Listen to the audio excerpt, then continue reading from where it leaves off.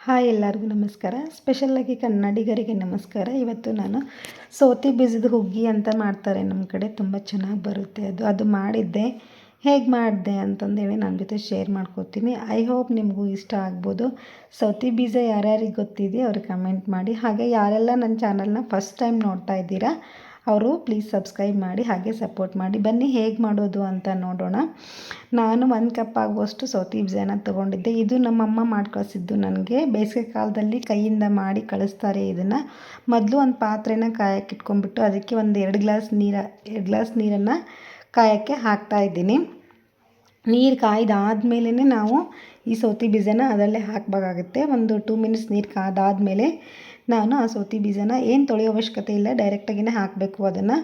ಅದು ಹಾಕಿಬಿಟ್ಟು ಈ ಥರ ಮಿಕ್ಸ್ ಮಾಡಿಕೊಂಡು ಒಂದು ಮಿನಿಮಮ್ ಅಂದರೆ ಒಂದು 15 ಮಿನಿಟ್ಸ್ ಆದರೂ ಇದು ಕುದಿಬೇಕು. ನಾವು ಮಿಡ್ಲಲ್ಲಿ ಈ ಥರ ಕೈ ಆಡಿಸ್ಕೋಬೇಕಾಗತ್ತೆ, ಗಂಟು ಆಗಬಾರ್ದು ಅಂತ. ಹಾಗೆಯೇ ಏನಂದರೆ ಅದು ಕುದೀತಾ ಏನಾಗುತ್ತೆ ಅಂದರೆ ನೀರು ಕನ್ಸಿಸ್ಟೆನ್ಸಿ ಕಡಿಮೆ ಆಗ್ತಾ ಇರುತ್ತೆ. ಅದಕ್ಕೋಸ್ಕರ ಮಿಡ್ಲ್ ನೀರು ಆಯಿತೋ ಇಲ್ವೋ ಅಂತ, ಸರಿ ಹೋಗುತ್ತೋ ಇಲ್ವೋ ಅಂತ ಹೇಳ್ಬಿಟ್ಟು ನಾವು ಮಿಡ್ಲಲ್ಲಿ ನೀರು ಹಾಕ್ಕೋಬೇಕಾಗುತ್ತೆ. ನಾನು ಎಕ್ಸ್ಟ್ರಾ ಒಂದು ಅರ್ಧ ಕಪ್ ಆಗೋಷ್ಟು ನೀರನ್ನ ಹಾಕ್ಕೊಂಡಿದ್ದೀನಿ. ತುಂಬ ಚೆನ್ನಾಗಿ ಕುದಿ ಬರ್ತಾಯಿದೆ.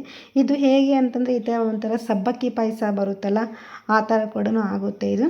ಒಂದು 7 ಮಿನಿಟ್ಸ್ ಕುದ್ದಾದಮೇಲೆ ನಾನು ಒಂದು 4 ಏಲಕ್ಕಿನ ಜಜ್ಜಿ ಪುಡಿ ಮಾಡಿ ಅದರಲ್ಲಿ ಹಾಕ್ತಾಯಿದ್ದೀನಿ. ಹಾಗೆ ಒಂದು 3 ಟೇಬಲ್ ಸ್ಪೂನ್ ಆಗೋಷ್ಟು ನಾನು ತುಪ್ಪನ ಹಾಕ್ತಾಯಿದ್ದೀನಿ. ತುಪ್ಪ ಹಾಕ್ಕೊಂಡು ಸರಿಯಾಗಿ ಮಿಕ್ಸ್ ಮಾಡ್ಕೋಬೇಕಾಗುತ್ತೆ.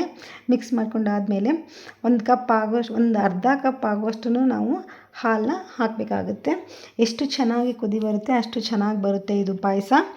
ನಾನೊಂದು ಅರ್ಧ ಕಪ್ ಆಗೋಷ್ಟನ್ನ ಹಾಲನ್ನ ಹಾಕಿ ಮತ್ತು ಲೋ ಫ್ಲೇಮಲ್ಲಿ ಇಟ್ಕೊಂಡು ಕುದಿಸ್ತಾ ಇದ್ದೀನಿ. ನಾವು ಎಷ್ಟು ಅಕ್ಕಿ ಸೌತೆ ಬೀಜ ತೊಗೊಂಡಿರ್ತೀವಲ್ವ ಅದ್ರ ಕಪ್ಪಲ್ಲೇ ನಾವು ಸಕ್ಕರೆನ ಹಾಕ್ಕೋಬೇಕಾಗತ್ತೆ. ಸೈಡಲ್ಲಿ ನಾನು ತುಪ್ಪ ಹಾಕ್ಕೊಂಡು ಡ್ರೈ ಫ್ರೂಟ್ಸ್ನ ಒಗ್ಗರಣೆ ಕೊಡ್ತಾ ಇದ್ದೀನಿ. ಗೋಡಂಬಿ, ಬಾದಾಮಿ, ದ್ರಾಕ್ಷಿ ಎಲ್ಲನೂ. ಅಂದರೆ ಅದಕ್ಕೂ ಒಳ್ಳೆ ಫ್ಲೇವರ್ ಬರುತ್ತೆ, ಹಾಗೆ ರುಚಿ ಬರುತ್ತೆ ಅಂತ ಹೇಳ್ಬಿಟ್ಟು ಹಾಕೋತಾ ಇದ್ದೀನಿ. ಅದು ರೆಡಿ ಆದಮೇಲೆ ನಾವು ಅದು ಏನು ಕುದೀತಾ ಇರುತ್ತಲ್ಲ ಹುಗ್ಗಿ, ಅದಕ್ಕೆ ಡ್ರೈ ಫ್ರೂಟ್ಸ್ ಒಗ್ಗರಣೆ ಕೊಟ್ಟಿದ್ದನ್ನು ಹಾಕಬೇಕು. ಹಾಕ್ಕೊಂಡು ಮತ್ತೆ ಒಂದು 2 to 3 ಮಿನಿಟ್ಸನ್ನು ನಾವು ಕುದಿಯೋಕ್ಕೆ ಬಿಡಬೇಕಾಗತ್ತೆ. ಏನಂತಂದರೆ ಎಷ್ಟು ಅನ್ನೋದಕ್ಕಿಂತ ನೀರು ಕನ್ಸಿಸ್ಟೆನ್ಸಿ ಕೂಡ ತುಂಬ ಅಂದರೆ ತುಂಬ ಇಂಪಾರ್ಟೆಂಟ್ ಆಗುತ್ತೆ. ಮಿಡ್ಲಲ್ಲಿ ನಾವು ನೀರನ್ನ ಚೆಕ್ ಮಾಡಿಕೊಂಡೇ ಹಾಕ್ಕೋಬೇಕಾಗುತ್ತೆ.